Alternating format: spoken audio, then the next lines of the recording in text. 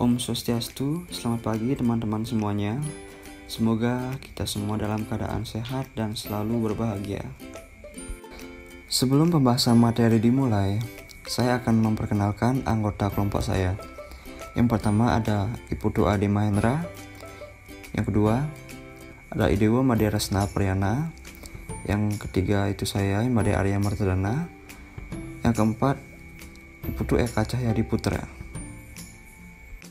Baik teman-teman semuanya, pada kesempatan kali ini kelompok kami akan membahas materi kelima, yaitu tentang konsep dasar.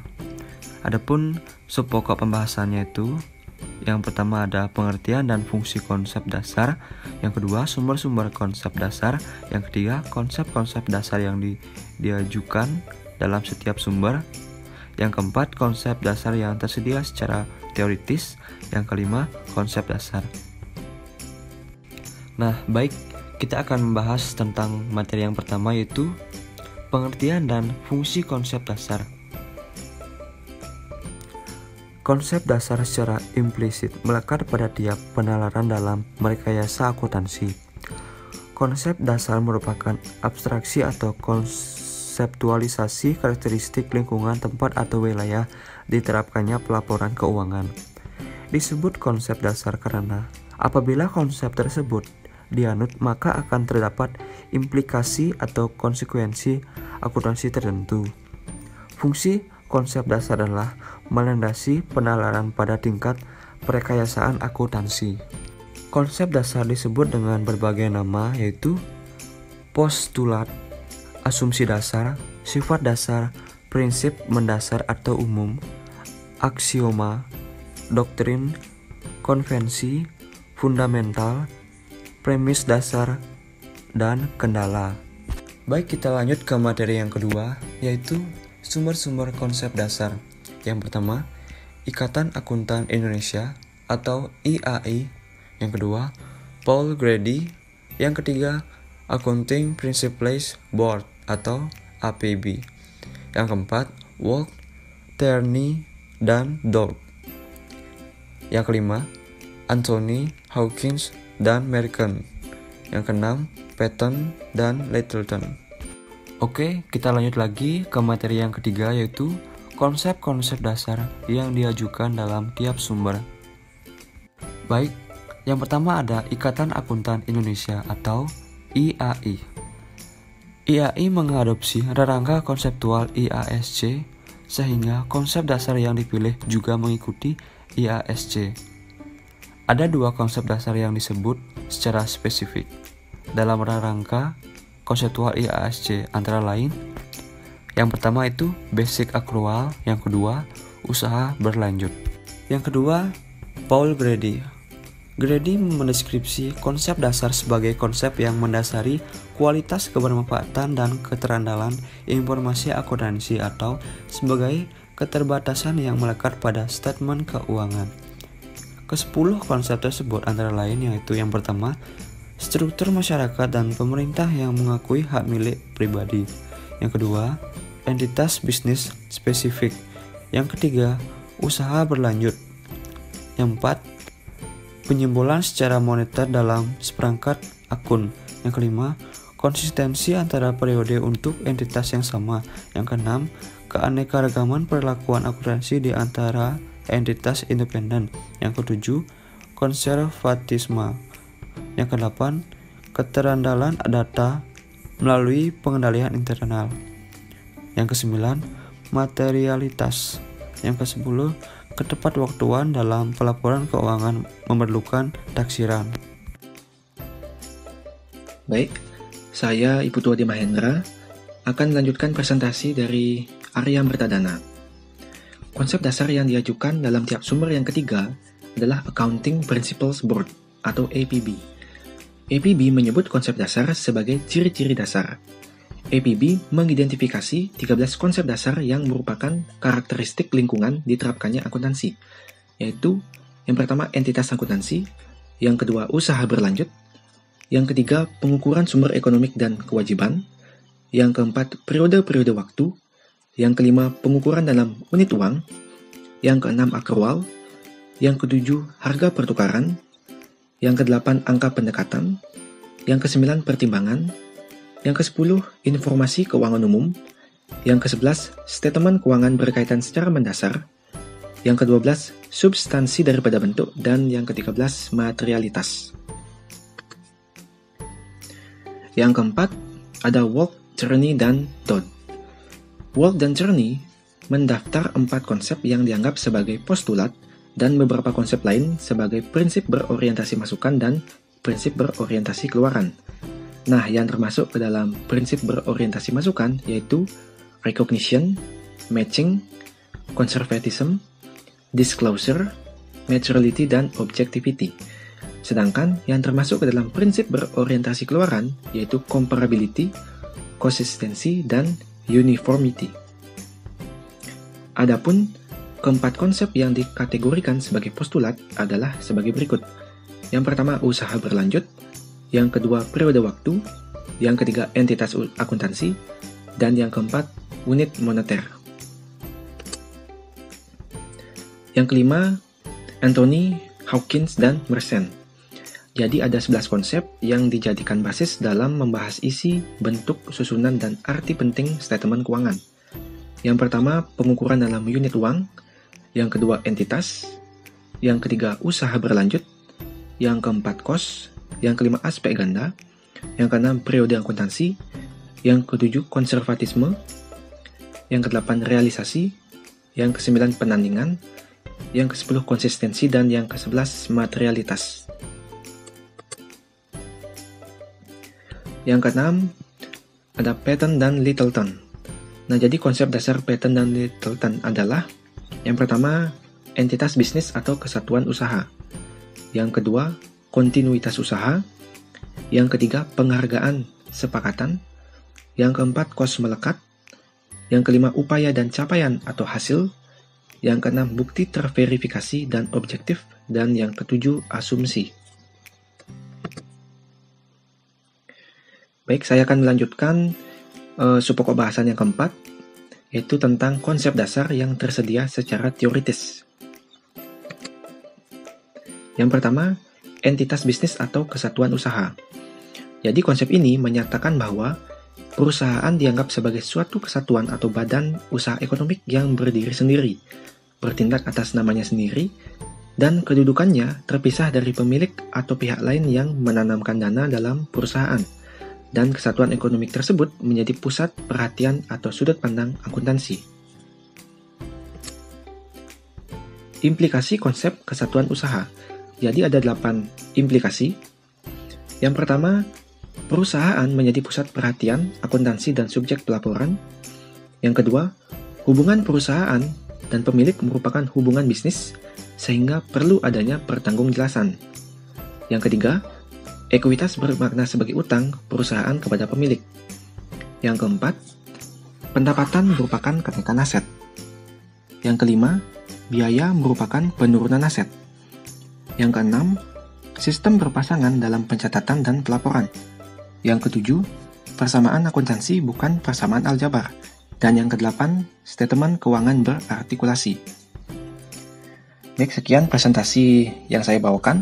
Selanjutnya, presentasi akan dilanjutkan oleh teman saya, Rasna Apriana. Baik, saya akan menjelaskan materi kontinuitas usaha. Konsep kontinuitas usaha menyatakan bahwa kesatuan usaha akan berlangsung terus apabila tidak ada gejala atau rencana untuk membubarkannya. Konsep ini menyatakan pertimbangan pada saat penyusunan statement keuangan. Dasar validitas konsep yang pertama, masa datang tidak pasti. Yang kedua, kelangsungan hidup merupakan harapan umum. Implikasi konsep kontinuitas usaha. Yang pertama, laga periodik menjadi informasi penting dalam nilai daya melaba. Yang kedua, statement laba rugi periodik merupakan penggalan aliran laba jangka panjang sehingga bersifat tentatif. Yang ketiga, statement laba rugi periodik harus disajikan secara komparatif atau serial. Yang keempat, fluktuasi laba tahunan adalah hal wajar sehingga untung atau rugi luar biasa harus masuk dalam statement laba rugi. Yang kelima, neraca merupakan saranan untuk menunjukkan sisa potensi jasa bukan nilai perusahaan. Yang ketiga, penghargaan sepakatan. Konsep ini menyatakan bahwa jumlah rupiah atau agregat harga atau penghargaan sepakatan yang terlibat dalam tiap transaksi atau pertukaran merupakan pengukuran dan bahan olah akuntansi yang paling objektif. Dasar validitas konsep. Yang pertama, sebagai besar kegiatan perusahaan melibatkan pertukaran. Yang kedua, kesepakatan dua pihak independen menjadi objektivitas dan keterandalan pengukuran. Implikasi konsep penghargaan sepakatan. Yang pertama, pihak yang membela pertukaran merupakan pihak yang independen dan setara dalam hal kemampuan dan kehendak. Yang kedua, cost merupakan pengukuran, bukan elemen statement keuangan. Yang ketiga, satuan mata uang stabil. Yang keempat, biaya tidak tepat sebagai padan kata cost.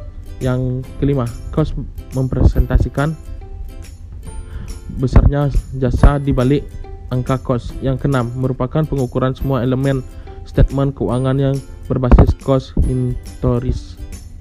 Yang keempat, cost melekat. Konsep ini menyatakan bahwa cost melekat pada objek yang dipresentasikannya. Gabung berbagai objek untuk membentuk objek baru hanya memerlukan gabungan cost yang melekat pada tiap objek pembentuk. Dasar validitas konsep. Yang pertama, tujuan penelusuran cost adalah untuk mengikuti aliran upaya dalam menyediakan produk atau jasa. Yang kedua, cost dapat dipecah dan digabung seakan-akan mempunyai daya saling mengikat. Yang ketiga, di landis cost terkandung. Implikasi cost melekat. Aliran visi operasi dipresentasi dalam aliran cost. Periode menjadi wabah penggabungan cost yang tidak mudah dikaitkan dengan produk. Produk menjadi wadah pembangunan cost yang mudah diikatkan dengan produk. Penggabungan cost tidak memperhitungkan atau mengakui ketambahan utilitas objek yang diikuti. Cost mengalami 3 tahap keperlakuan. Yang pertama, pemerolehan, penelusuran, dan pembebanan. Manfaat baru diakui setelah ada kesepakatan pihak independen terhadapnya. Yang kelima, upaya dan hasil. Konsep ini menyatakan bahwa biaya merupakan upaya dalam rangka mencapai hasil atau capaian berupa pendapat. Jadi, biaya atau disebut dengan penyerahan barang dan jasa menimbulkan pendapatan, bukan sebaliknya, mendapat menanggung biaya. Dasar validitas konsep. Untuk mendapatkan sesuatu, orang harus berusaha. Pada umumnya, orang mengharapkan upaya membuahkan hasil. Upaya dilakukan dengan hasil pada umumnya sepadan dengan upaya. Upaya dilakukan dengan senang hati dan bukan beban, siksaan atau cobaan. Saya, Iputu Eka Cahyadi Putra, akan melanjutkan presentasi dari teman saya, yaitu implikasi upaya dan hasil. Yang pertama, perlunya basis asosiasi untuk penentuan laba yang bermakna. Yang kedua, produk merupakan penakar untuk mengasosiasi pendapatan dan biaya yang ideal. Yang ketiga, laba akuntansi merupakan residual hasil penandingan. Yang keempat, hanya kos aktual yang ditandingkan. Yang kelima, dianutnya asas akrual. Yang keenam, depresiasi merupakan bagian dari upaya. Yang ketujuh, penandingan upaya dan hasil dari perspektif jangka panjang. Bukti terverifikasi dan objektif. Konsep ini menyatakan bahwa kebermanfaatan informasi akan tinggi kalau informasi didukung dengan bukti yang objektif dan dapat diuji kebenarannya. Akuntansi berdasarkan diri pada objektif relatif sesuai dengan keadaan yang melingkupi. Terverifikasi memungkinkan orang untuk meyakinkan kebenaran akan sesuatu. Objektif, penentuan kebenaran didasarkan atas fakta, bukan subjektivitas. Implikasi bukti terverifikasi dan objektif. Yang pertama, menunjukkan tingkat kewajaran dalam pengauditan. Yang kedua, tingkat keobjektifan. Bukti harus dilihat dalam perspektif jangka panjang. Bukti dalam akuntansi tidak harus sama dengan bukti yuridis. Yang keempat, keterverifikasian dan keobjektifan bukti dalam akuntansi bersifat relatif atau bertingkat, bukannya mutlak. Yang ketujuh, asumsi. Konsep dasar merupakan asumsi atau paling tidak dilandasi oleh asumsi-asumsi tertentu dengan segala keterbatasannya. Contoh asumsi. Yang pertama, harapan atau pengalaman umum menjadi landasan konsep konstitusivitas usaha.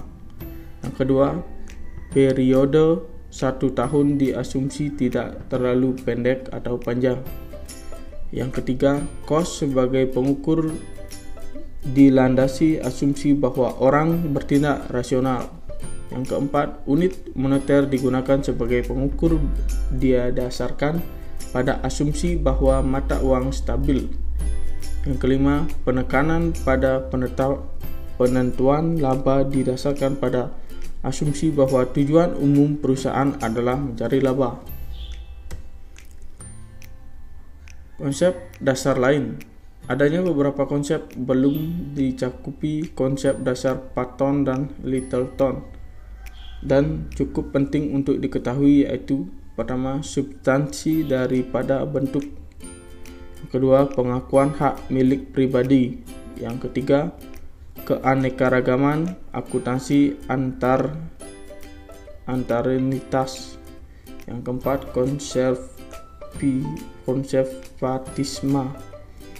Yang kelima, pengendalian internal menjamin keterandalan data. Materi yang kelima yaitu konsep dasar. Konsep dasar merupakan abstraksi atau konseptualisasi karakteristik lingkungan akuntansi. Adapun manfaat dari konsep dasar adalah sebagai berikut: menjadi komponen argumen dalam penalaran logis pada tingkat perekayasaan, penetapan standar atau penerapan standar. Terrefleksi di basis penyimpulan dalam rangka konseptual sebagai hasil perekayasaan. Terrefleksi di latar belakang penyimpulan dalam pernyataan standar akuntansi. Terrefleksi di kebijakan akuntansi perusahaan dalam buku pedoman akuntansi. Tetar Pustaka Suarjono 2016, Teori Akuntansi Perekayasaan Pelaporan Keuangan edisi ketiga. Sekian presentasi dari kelompok kami. Jika ada salah kata, kami mohon maaf. Sekian, kami tutup dengan Paramasanti. Om Santi Santi Santi Om.